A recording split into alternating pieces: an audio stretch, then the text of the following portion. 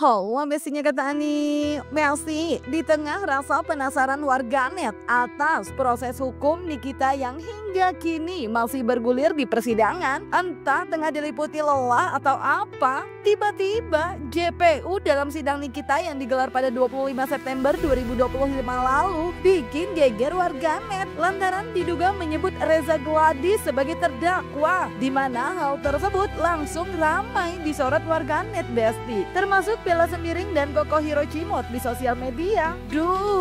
Nah, gak cuma JPU yang jadi sorotan. Sindu Parajin, kuasa hukum Nikita yang terlihat tidak sering tampil dalam media ini, justru terlihat makin gacor memberikan fakta logika hukumnya terkait kasus dugaan pemerasan Nikita yang ia tangani, di mana menurutnya mana ada orang dalam tekanan tapi minta diingatkan ketika sudah habis jangka waktu kerjasama 1 tahun, lalu minta diingatkan untuk diperpanjang kontrak tersebut. Dan yang gak kalah lugas, Sindu Parajin juga memberikan ilustrasinya bahwa katanya seperti korban pemerkosaan yang meminta diperkosa lagi, cenah. Punya gua.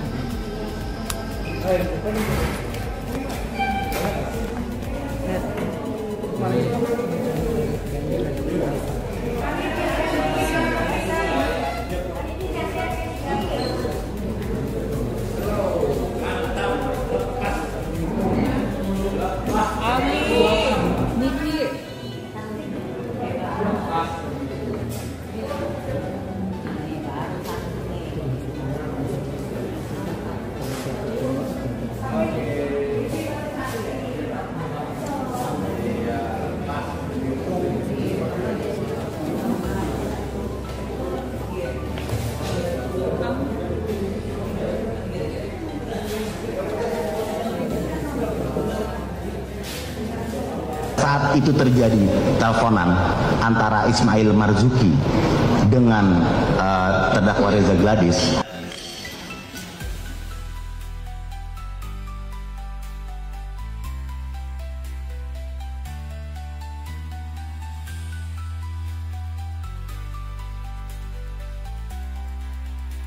Normal loh itu JPU, kalau kita nggak fokus, nggak pede, grogi, jadi salah-salah cakap, salah penyebutan. Kayak tadi lah contohnya, salah kau bercakap, terdakwa Reza Gladys. Kau bilang, maksud kau?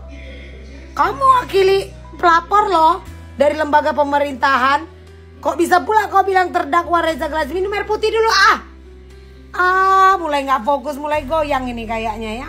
Mulai goyang ini kayaknya ya, karena dari segala cerita yang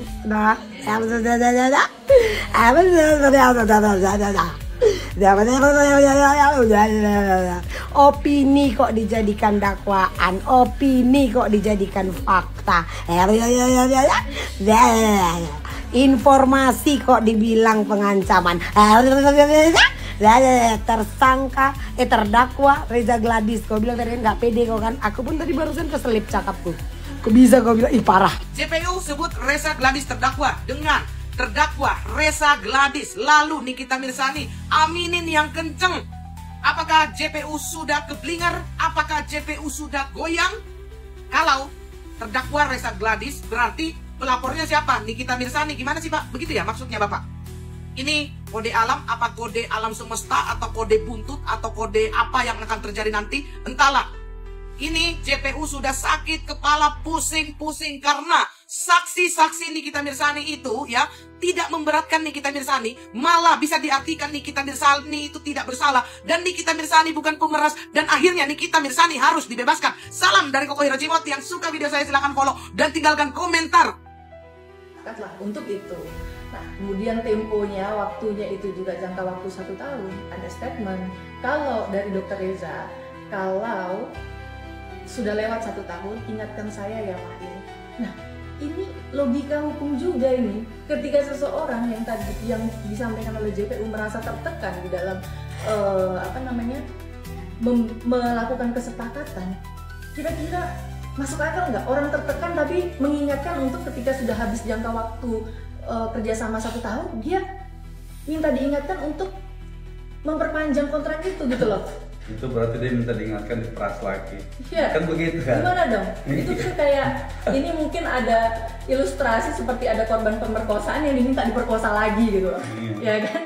Kalau udah merasa tertekan kok minta nagih lagi gitu kan? Ini logika yang harus dibangun begitu. Supaya masyarakat juga tahu begitu. Ya.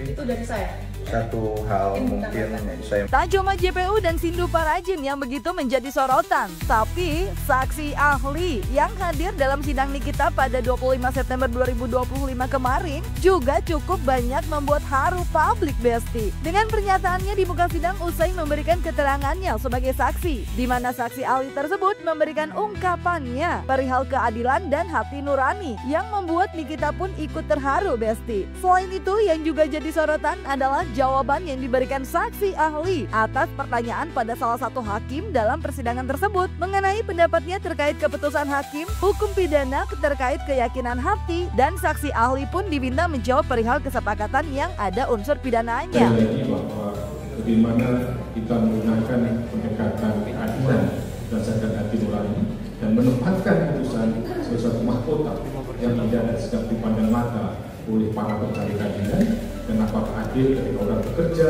demi membela kepentingan umum ia akan melakukan pemerasan, ancaman atas nama pencemaran dan membarasi. Demikian ya. Terima kasih ahli sudah memberikan pendapat dan boleh meninggalkan ruang sidang.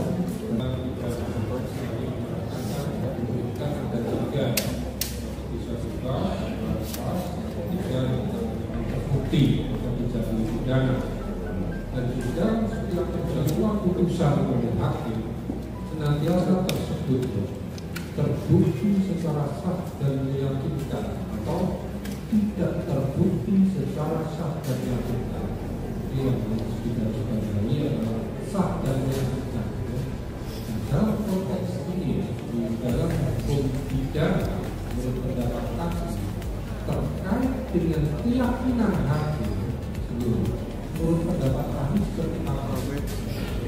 Baik, mohon izin yang mulia.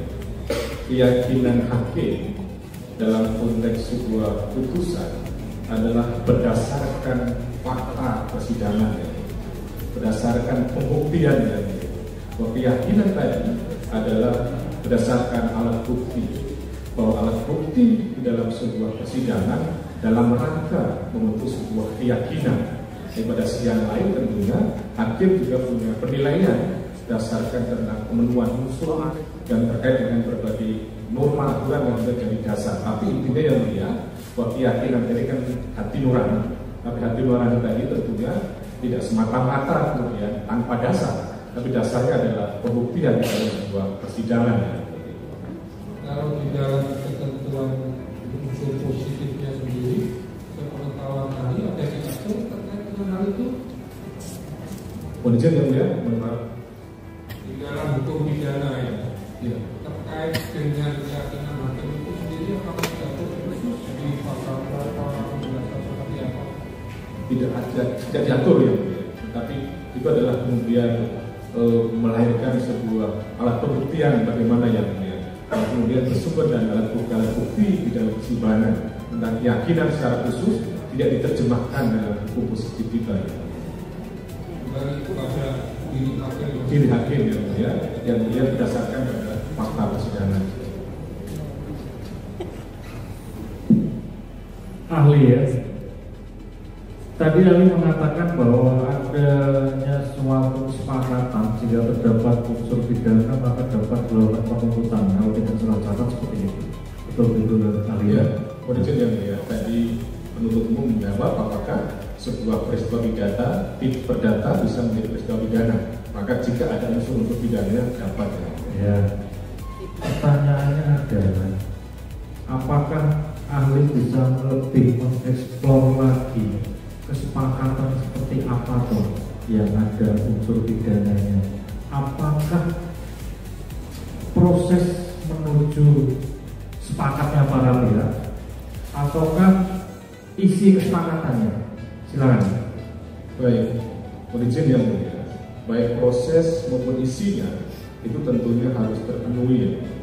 Bahwa proses berkaitan dengan syarat subjektifnya, berkaitan isi berkaitan dengan syarat objektifnya. Maka dalam konstruksi bagaimana pemenuhan unsur tentang proses tadi itu, ketika memang dalam proses tadi menjadi peristiwa pidana, ketika kesepakatan tadi itu ada misalnya unsur penipuan, ada rangkaian kebohongan, ada tipu muslihat, ada bujuk rayu, dan ada memakai nama palsu atau kemudian martabat palsu, maka kemudian dalam konteks ini kesepakatan tadi menjadi batal demi hukum. Karena apa? Kesepakatan tidak mendasarkan pada kausa yang halal. Nah, pada sisi yang lain juga prosesnya ketika kemudian ternyata ada tindakan-tindakan yang kemudian bertentangan atau mengandung unsur melawan hukum. Jadi ketika kesepakatan tadi tidak ada unsur melawan hukum atau tidak ada pemenuhan unsur tindak pidana, maka tidak bisa dikonstruksikan, ditransformasikan menjadi sebuah peristiwa pidana. Lalu ada murni sebuah peristiwa pidana itu.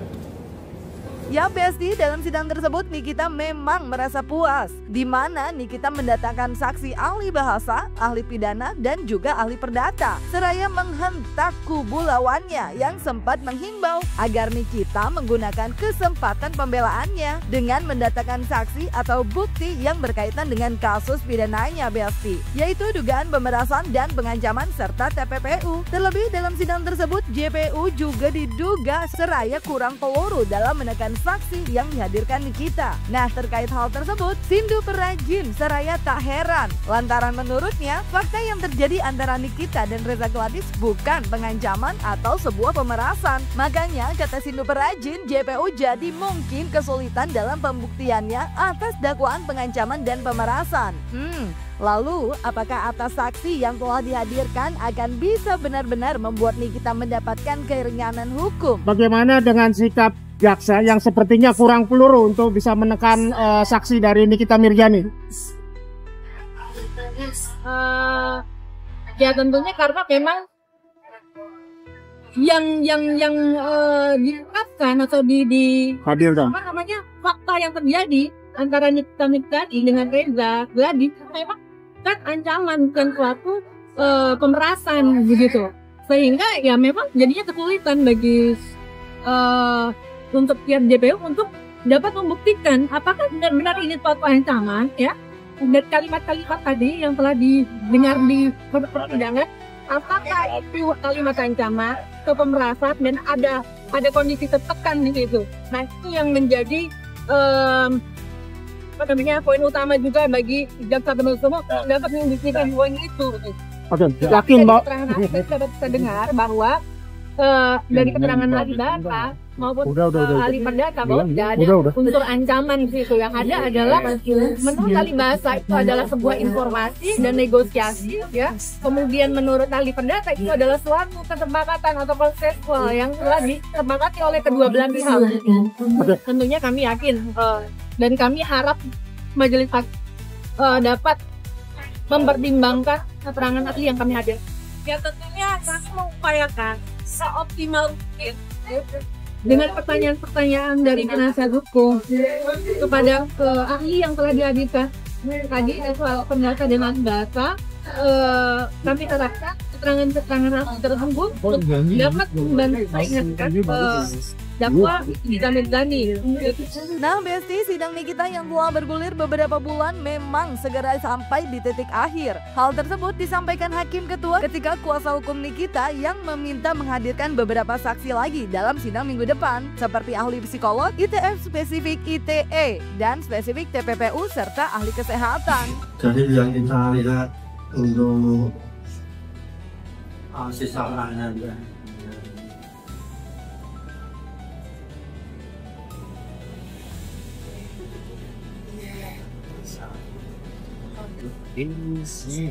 jadi begini ya, penasihat hukum terdakwa dan kita sampaikan bahwa penanganan Ketua Pengadilan Tinggi tahap kedua berakhir tanggal 13 November. Sudah kita hitung,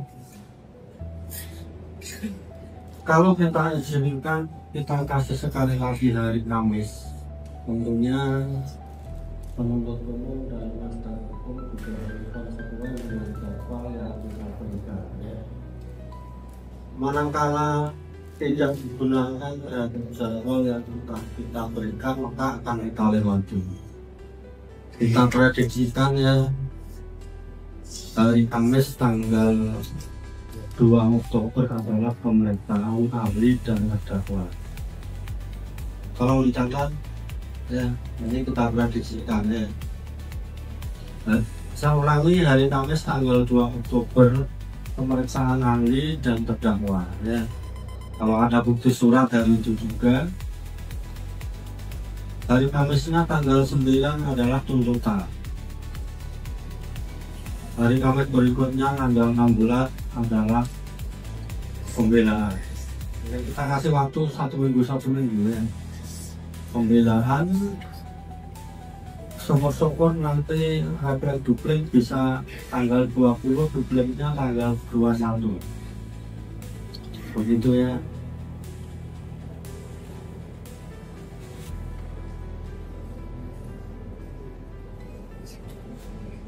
Bisa tercatat, bisa ya teman-teman penasihat hukum ya. Terus nanti kita pindahkan putusan tanggal 28 Oktober. Karena kita kan harus melakukan dari fakta yang ada, kita memperhatikan dari tuntutan umum dan pembelaannya. Jadi tugas kita juga berat juga, karena kita juga ada mestinya ada 2 perkara sama ya. Ismail juga harus seperti ini namanya. Jadi kita agendakan seperti itu ya. Kita akan tunda untuk ahli hari Kamis dan terdakwa dan bukti surat dari Kamis tanggal 2. Dan tentunya apa yang kita sampaikan sudah dilepasi oleh penuntut umum dan penasihat hukum gitu ya. Jangan minta untuk kesempatan lagi tapi tidak mau memperhatikan apa yang sudah kita tindakan. Begitu penuntut umum, penasihat hukum dan terdakwa ya.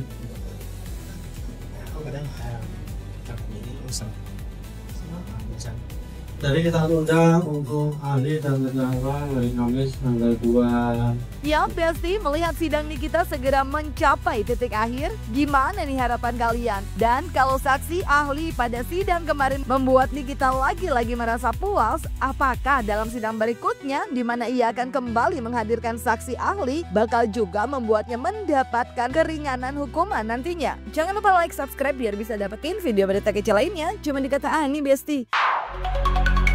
Pasti kakak Abito.